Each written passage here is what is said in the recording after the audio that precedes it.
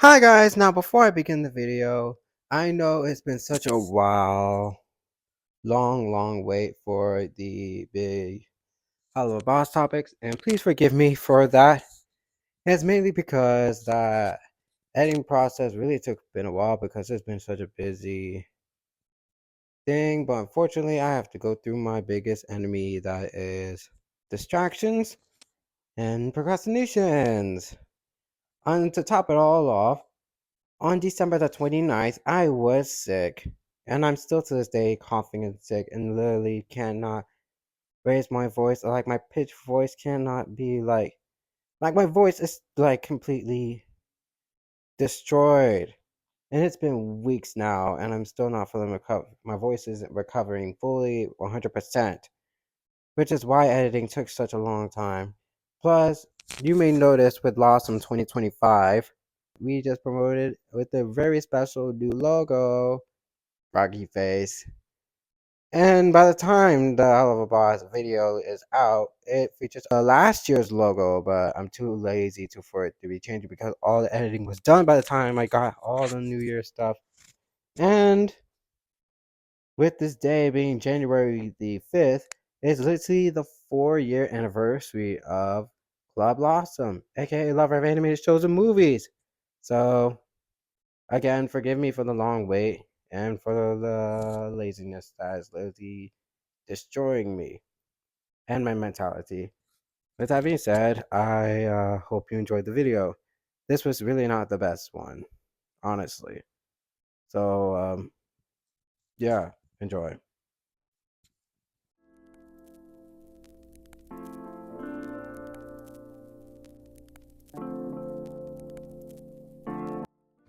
Hi guys, my name is Keith Neurotis, known as the leader and superior of Club LASM, aka lover of animated shows and movies, and I'm here with Thad Master 7. Hey. And Colby. There's no food. Okay, so first things first, how are we doing this lovely Saturday afternoon? How was your Thanksgiving? It was alright. Thanksgiving was kind of mid for me too. Really wasn't that eventful. I had an okay Thanksgiving. I watched the parade and then we had some dinner downstairs. And here's the thing, my leftovers, which I was honestly about to eat during Thanksgiving dinner, got stolen. I don't know what happened. Oh my god. Oh my god. Yeah, well that's a minus. And honestly, we could have done this more sooner, given the fact that Mastermind just came out. And given the fact that this episode, Ghostf, is basically a Halloween episode, and we're literally in our festive season at this point. Talk about awkward timing. Yeah, I know. Like, I've tried to do this session, like after so many numerous delays, we've gotten to the awkward position to talk about a Halloween episode on Christmas. But you know, it is what it is, I guess. So, I guess we should just get to the recap and then just dissect the episode. Like, before we get to Mastermind. So, because I wanted to do the Mastermind session around next week. Like, to get the recap script ready to go and then do the dissect and my favorite moments, if you know what I mean. Sure, I might be available then. Yeah. Most of my life, I bought into the idea that all I could ever be was a simple farm girl, or best an underpaid goon. Until I met some knucklehead who never gave a f about what anyone else said he could or couldn't be. He made me believe he could be anything. And that made me feel like I could be anything too. He gave me so much. A career, a husband, a future. And now, he's my best friend. You don't hate me? Nah, never.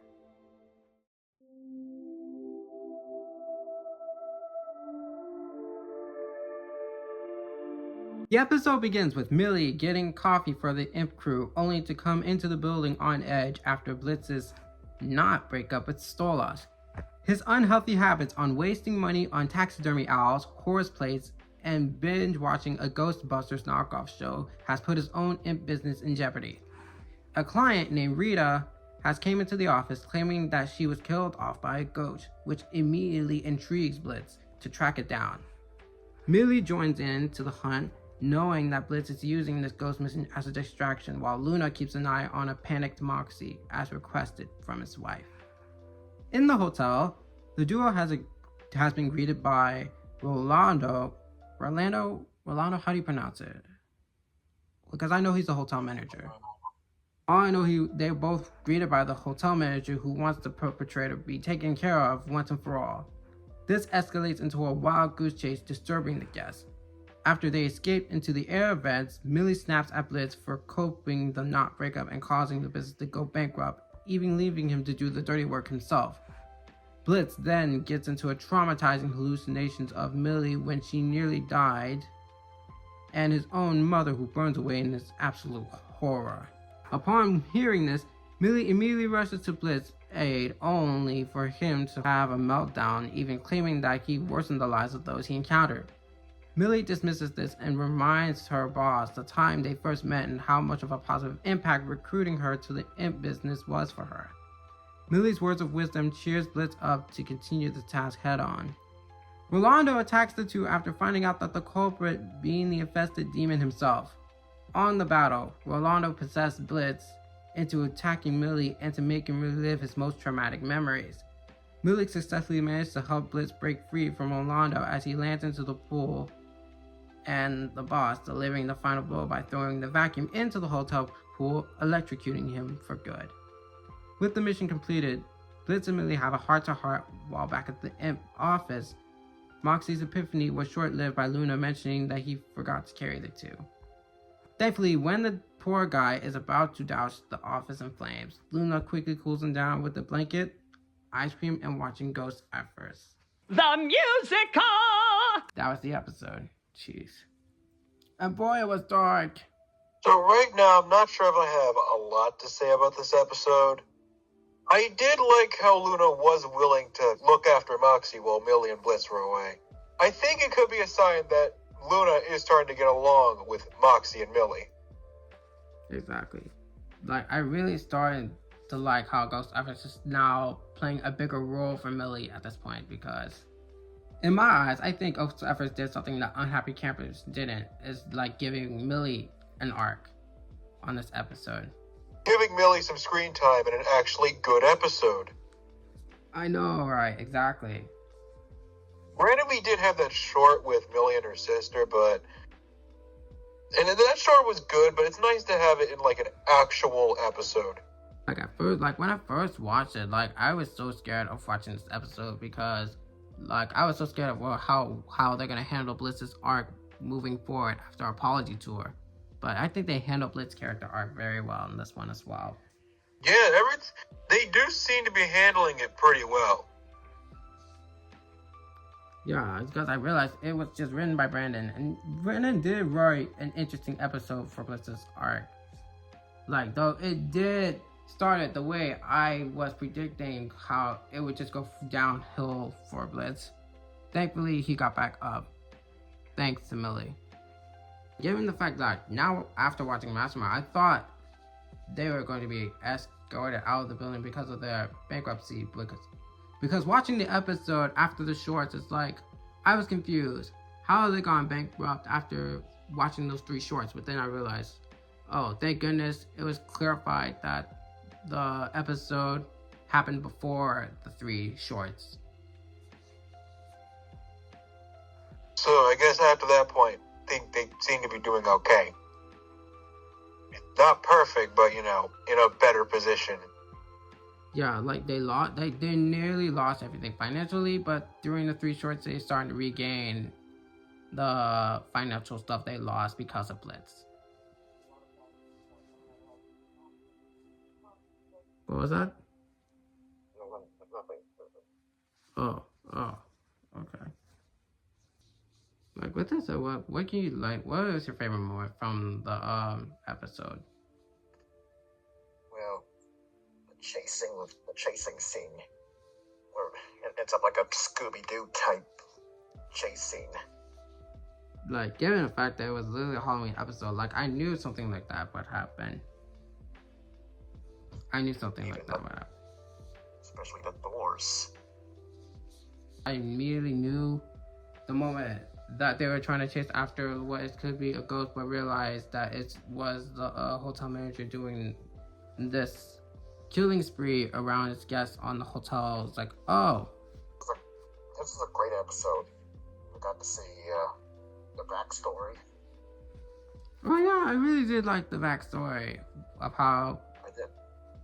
Blitz and Millie, because now learning more about those backstories, I really started to like Millie started to let Blitz know how their lives mainly changed because of Blitz, because Blitz needs to hear those words, because after many failed relationships he had with other people, Blitz really needs to hear those words of Millie, of how much of a positive impact he had for Luna, Millie, and Moxie when he created this immediate murder professional business.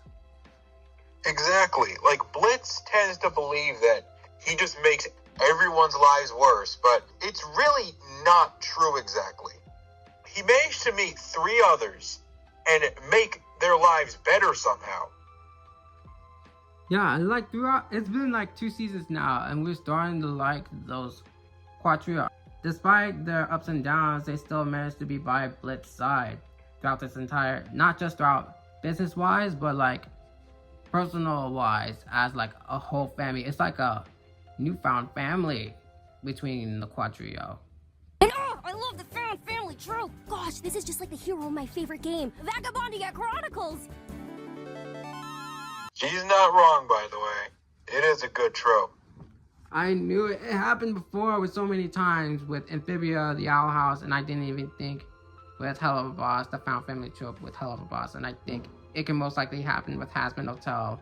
I think Hazbin Hotel may have had that as well. You know what I mean? You know, I think the found family trope in this show really sums up Helluva Boss pretty well.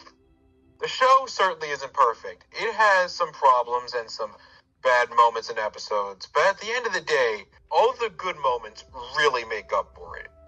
Much like how the found family we see in this show definitely bicker and argue all the time, but at the end of the day, they still do genuinely love each other.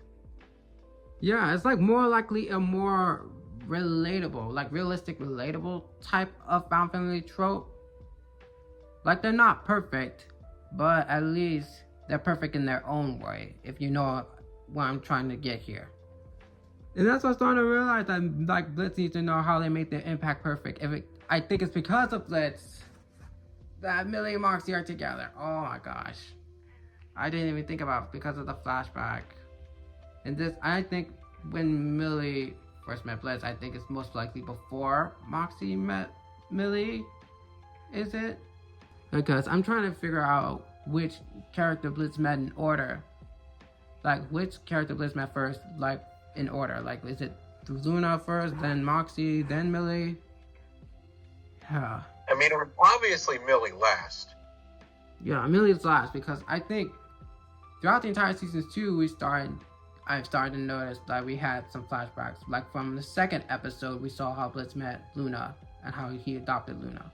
Then the episode following, X's and O's, is how he first met Moxie in jail. And then we had how he first met Millie and Ghostf first, and he recruited them all together. That's how I'm seeing it. And it's hard to choose which one's the most favorite. I know, right? Like, you so get invested to these characters so deeply to the point it's like you can't have one favorite character. It's like most favorite characters. That's how you realize you get very invested to these characters and the show as a whole. With that being said, what were your favorite moments from the show? I mean, from the episode, I mean. Can't really decide. Like, that second half is just really so good. I know, the second half is so dark. Like, the second half really basically started with Blitz's hallucinations, the first hallucinations when he was in the air vents. And one thing I had to point out, I think most people did not point it out yet, is during the first part of the hallucinations is numerous Millies that we saw of the nearly what ifs when Millie nearly died on several occasions, like from the Murder Family episode, and the Cheer Ups, and the Harvest Moon Festival, and what else? The Lululand? Yeah, because there are numerous times when Millie nearly died. And the cherry on top is just seeing his own mother, like, it's not really his mother, but seeing the hallucination of his mother being burned completely. Oh, it was dark. It's like my heart was pounding. I was completely speechless. It's just so dark. And oh my god, Brendan Rogers. If you thought Brendan Rogers was a good voice actor from, you know, The Full Moon, Ghostf, oh my god. This is, like, again, how could a YouTuber that does comedy I'm so speechless. This is how speechless that got me with this episode, because Blitz really that much of a voice actor. How? Yeah, and didn't you say Brandon also wrote this episode? Yes. Man, he's really got talent. Jesus. Plus another favorite moment. Do you remember the Bethany disguise that Blitz wore? Apparently, the Bethany Ghostf girl that you didn't know was voiced by Erica Henningsen. I heard that actually. She voiced Charlie in Hazbin Hotel. Which is so ironic. It's like I didn't notice like her before, but when she sang at the end credits, it's like, is that Erica? Why does she sound so familiar? And then I paused to see the end credits. It was like, oh my god, it's Erica Henningsen. So is that all? I guess maybe like Colby, like, do you set your favorite moment again, or maybe? It was the Scooby-Doo chase scene parody. Oh, okay. Plus, usually I would have said what you expect from Mastermind, but yesterday Mastermind was already good, and it was just a good episode. It's like my jaw completely dropped on Mastermind. Great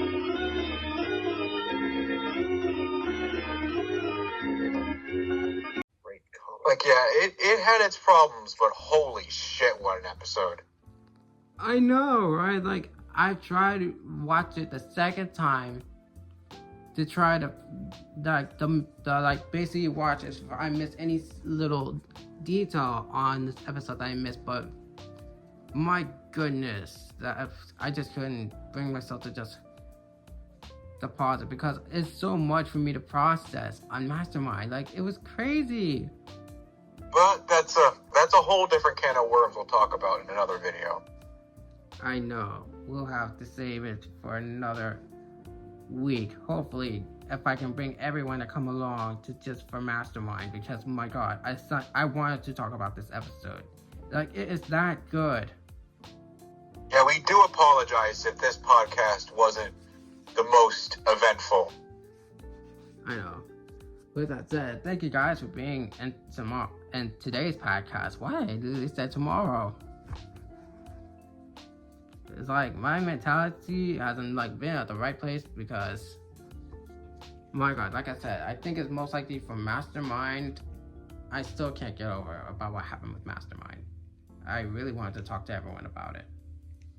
With that said, make sure to drop a like and subscribe. Click on the notification bell so that way you won't miss out on any more of the animation content. With that said, I bid you peace. Talk to you later. That's all, folks. Alright?